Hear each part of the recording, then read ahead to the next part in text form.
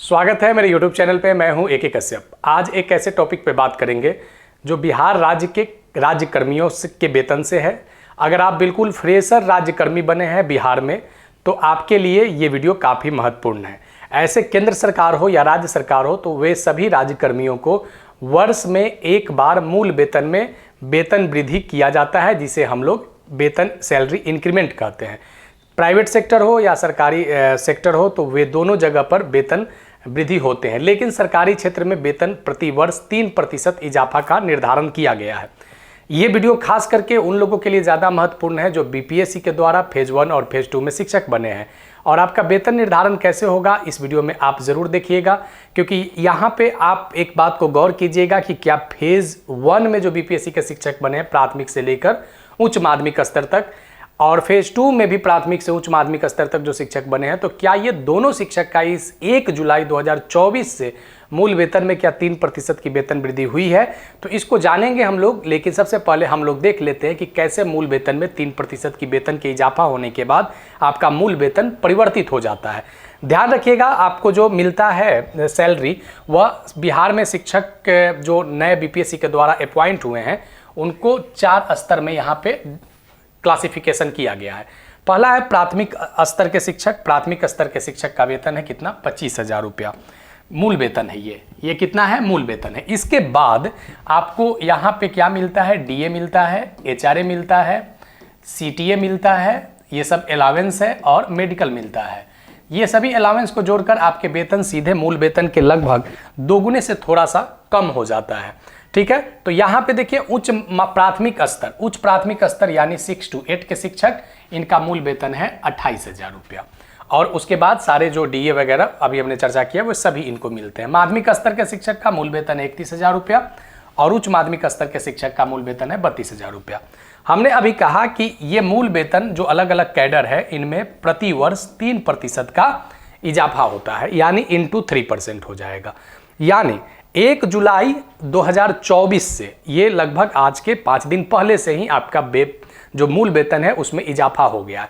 अब मसला आता है कि क्या फेज 1 और फेज 2 दोनों लोगों का 1 जुलाई 2024 से हुआ है, या अभी फेज 2 वाले को इंतजार करना पड़ेगा, या फेज 1 वाले कुछ लोगों को भी इंतजार करना पड़ेगा। तो देखिए यहाँ पे 25,000 जिनका मूल वेतन था उनका वेतन में 3% इजाफा होने के बाद उनके वेतन में 750 रुपया का वृद्धि हो गया।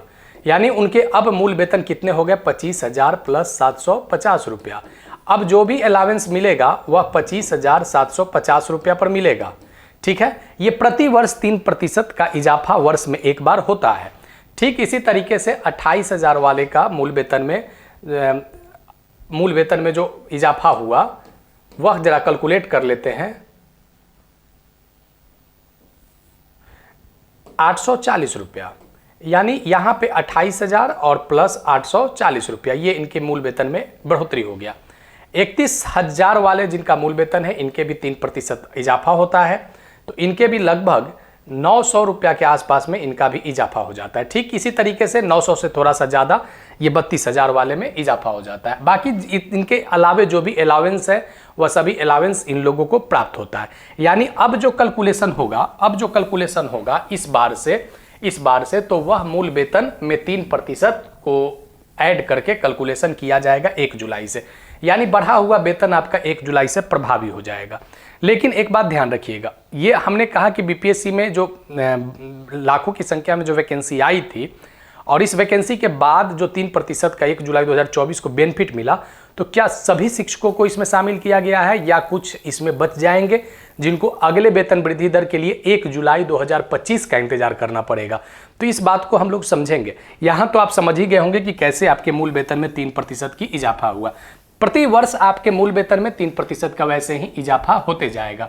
यानी इस बार जो बढ़ा उसमें फिर अगले साल 3%, ऐसे करते हुए अगर बात करें तो वर्ष में 2 बार आपके मूल वेतन और महंगाई भत्ता 2 बार बढ़ता है, एक होली के समय और एक दीपावली के समय।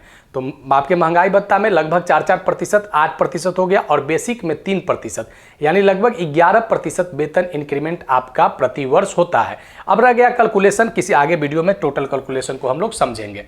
चलिए आइए यहाँ पे देखिए। अब हमने जो कहा कि वेतन कैसे 3% का इंक्रीमेंट किस आधार पर लगेगा और कौन से शिक्षक इसमें शामिल नहीं हो पाएंगे। तो सबसे पहले इसमें 2-3 पॉइंट को समझिए। वेतन इंक्रीमेंट इसलिए लगाया जाता है क्योंकि आपने वर्ष भर में एक अच्छा एम्प्लॉय बनकर काम किया है, तो वेतन इंक्रीमेंट इसीलिए दिया जाता है। वेतन इंक्रीमेंट इसीलिए दिया जाता है क्योंकि आपने पूरे वर्ष में अच्छा काम किया है। अब देखिए कि इस वेतन इंक्रीमेंट के बारे में कहता है कि वेतन वृद्धि प्रदान करने के लिए 1 जुलाई की वर्तमान तारीख के स्थान पर, पहले 1 जुलाई को होता था, केवल 1 ही जुलाई को 2024, फिर 1 जुलाई 2025, 1 जुलाई 2024, तो कहा गया कि नहीं, अब 1 जुलाई को के जगह पर अब 2 तारीख को निर्धारण किया गया। पहला तारीख निर्धारण किया गया 1 जनवरी को, पहला तारीख एक निर्धारण किया गया 1 जनवरी को, और ठीक इसके 6 महीने के बाद एक तारीख आता है 1 जुलाई को। यानी वर्ष भर में आप 2 बार आपका वेतन निर्धारण का तारीख निर्धारित हुआ। लेकिन इस वेतन तारीख जो 1 जनवरी और 1 जुलाई है, तो अब इसी में आपका नियुक्ति का मसला देखा जाएगा कि आप कब नियुक्त हुए हैं और कौन से तारीख के अंदर में आपकी नियुक्ति हुई है, उसी आधार पे आपके वेतन वृद्धि किया जाएगा। क्योंकि यहाँ पे एक बात को समझिएगा, आपके इंक्रीमेंट के लिए कम से कम 6 महीना का गैप होना चाहिए, 6 महीना कम से कम आपने कार्य किया हो।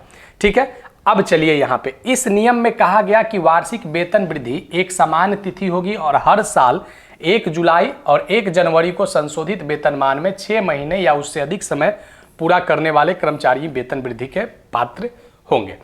अब आइए देखिए तीसरा पॉइंट और चौथा पॉइंट समझ लीजिएगा, आपका पूरा क्लियर हो जाएगा।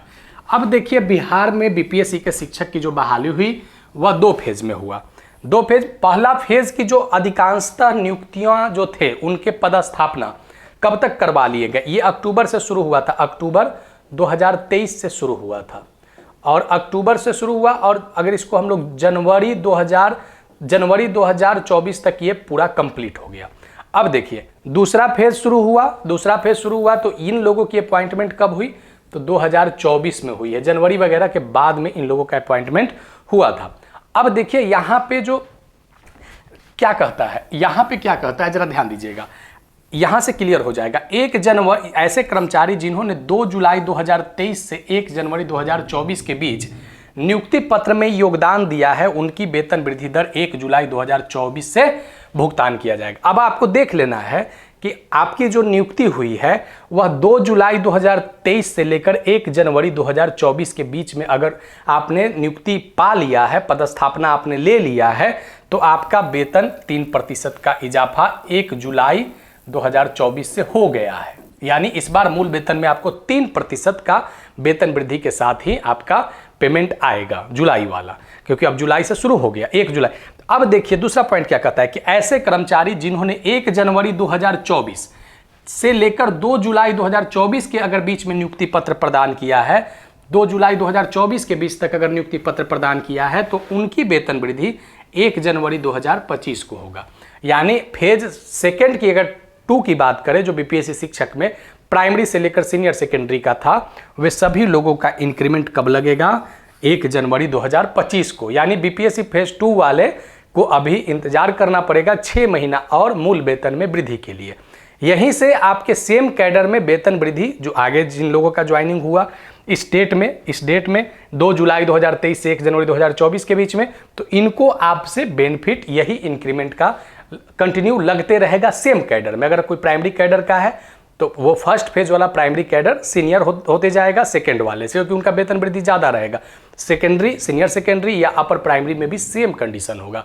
अब यहाँ पे जो हम लोगों ने देखा 3% का, ये प्रति वर्ष का, यानी जिन लोगों का इस बार जुलाई 2024 में लग जाएगा उनका अगले साल फिर जुलाई 2025 में ही लगेगा, फिर उसके साल अगले जुलाई 2026, यानी उनका वेतन वृद्धि जुलाई में हो जाएगा।